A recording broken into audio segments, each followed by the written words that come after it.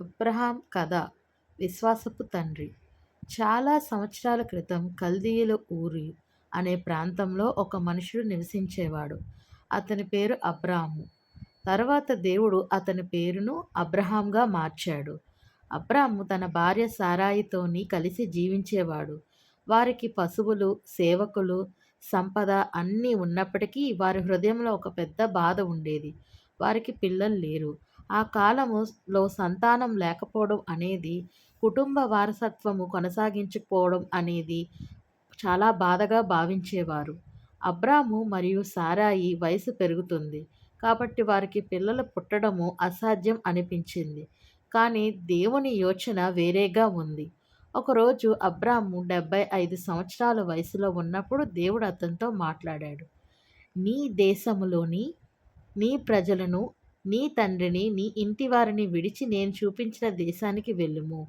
నేను నిన్ను గొప్ప జనముగా చేయుదును. నిన్ను ఆశీర్వదించెదను. నీ పేరు గొప్పదిగా చేయుదును. ఇది ఒక గొప్ప వాగ్దానం.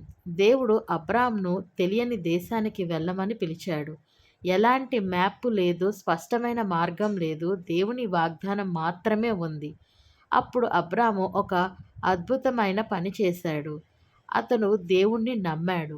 అబ్రాము తన భార్య అయిన సారాయిని, తన మేనల్లుడైన లోతును, తన సేవకులను, ఆస్తిని తీసుకొని దేవుడు చూపించిన దేశానికి ప్రయాణం ప్రారంభించాడు. చాలా రోజులు ప్రయాణం అయిన తర్వాత వారు కానాని దేశానికి చేరుకున్నారు. అక్కడ దేవుడు మళ్ళీ ప్రత్యక్షమై ఇలా అన్నాడు, ఈ దేశంలో నీకు సంతానాన్ని ఇస్తాను. అప్పుడు అబ్రాము అక్కడ యెహోవాకు బలిపీఠం కట్టాడు మరియు దేవునిని ఆరాధించాడు. కానీ అబ్రాం జీవితము సులభమైనది కాదు. సంవత్సరములు గడిచిపోయినను వారికి పిల్లలు లేరు.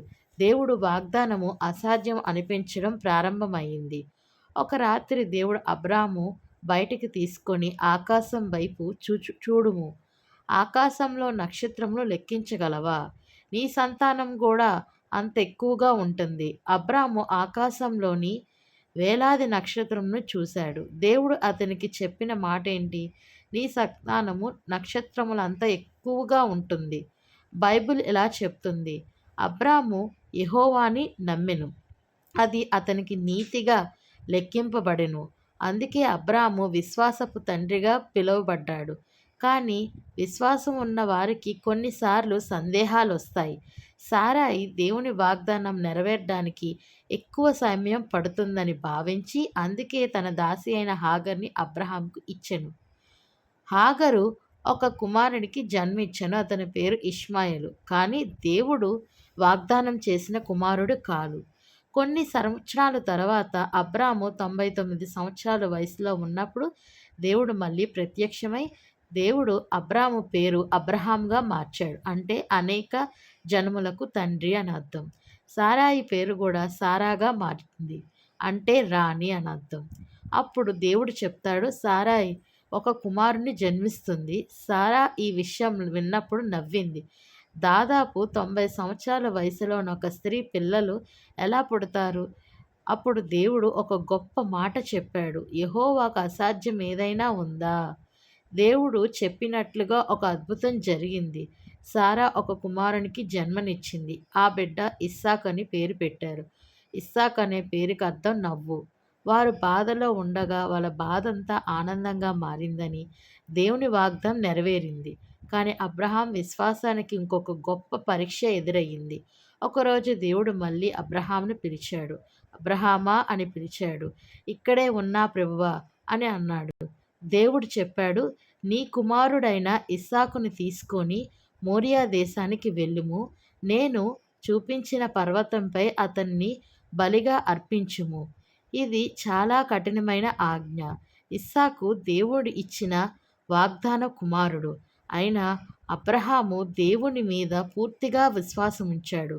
తర్వాత ఉదయం అబ్రహాము ఇస్సాకుని తీసుకొని ప్రయాణం ప్రారంభించాడు. 3 రోజుల తర్వాత వారు దేవుడు చూపించిన పర్వతానికి చేరుకున్నారు. అబ్రహాము అక్కడ ఉండమన్నాడు. సేవకులను అక్కడ ఉండమన్నాడు. తాను మరియు ఇస్సాకు కలిసి పర్వతం పైకి వెళ్ళారు. ఇస్సాకు బలిగా కావాల్సిన చెక్కలను చూశాడు. అబ్రహాము అగ్ని మరియు కత్తిని తీసుకున్నాడు. అప్పుడు ఇస్సాకు అడిగాడు, నానా అన్నాడు. అబ్రహాము అన్నాడు, అవును నా కుమారుడా. ఇస్సాకు అన్నాడు, అగ్ని ఉంది, చెక్కలు ఉన్నాయి, కానీ బలి కోసం గొర్రె ఎక్కడ ఉంది? అబ్రహాము విశ్వాసంతోని ఇలా అన్నాడు, దేవుడే బలికి కావాల్సిన గొర్రెని సిద్ధం చేశాడు. పర్వతం పైకి చేరుకున్న తర్వాత అబ్రహాము బలిపీఠం కట్టాడు. చెక్కలని అమర్చాడు. తన కుమారుని ఇస్సాకుని బలిపీఠం పైన ఉంచాడు. అతడు కత్తిని పైకి ఎత్తినప్పుడు ఆకాశం నుండి ఒక స్వరం వినబడింది. అబ్రహామా, అబ్రహామా. అతడు అన్నాడు, ఇక్కడే ఉన్నాను ప్రభువా. బాలునికి ఏమీ చెయ్యవద్దు. ఇప్పుడు నీవు దేవునికి భయపడుతున్నావని నాకు తెలిసింది. నీ కుమారుడికి కూడా నన్ను కోసము వినబడట్లేదు. అప్పుడు అబ్రహాము చుట్టూ చూశాడు. అక్కడ ఒక మేక పొదల్లోని చిక్కుకొని కనిపించింది. దేవుడు బలిపీఠం కోసం దాన్ని సిద్ధం చేశాడు. అబ్రహాము ఆ మేషాన్ని తీసుకొని తన కుమారునికి బదులుగా అర్పించాడు. ఆ స్థలాన్ని అతను యెహోవా ఈరే అని పిలిచాడు. అంటే యెహోవా సిద్ధం చేశాడు. అబ్రహాము విశ్వాసం మరియు విధేయత చూపి దేవుడు మళ్ళీ ఆశీర్వదించాడు. నీ సంతానము ఆకాశంలో నక్షత్రముల వలె మరియు సముద్ర తీరంలోని ఇసుక వలె ఎక్కువగా ఉంటుంది. అబ్రహాము దీర్ఘాయువుతో జీవించాడు. అతడు ఇచ్చిన వాగ్దానమును ఇస్సాకు తర్వాత కొనసాగించాడు. ఈ రోజుల్లో కూడా అబ్రహాము విశ్వాసము మహానుభావునిగా గుర్తిస్తున్నారు. ఈ కథ మనకు ఒక గొప్ప పాఠం నేర్పుతుంది. విశ్వాసం అంటే భవిష్యత్తును కనిపించకపోవడము, దేవుడిపైన నమ్మకం ఉంచడము. విశ్వాసం అంటే అసాధ్యంగా కనిపించే దేవుని వాగ్దాన్ని నమ్మడం.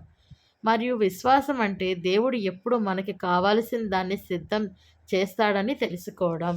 దేవుడి చిన్న కథని వాక్యం ద్వారా విన్న బిడ్డలందరినీ ఆశీర్వదించి దీవించునుగాక. ఆమేన్.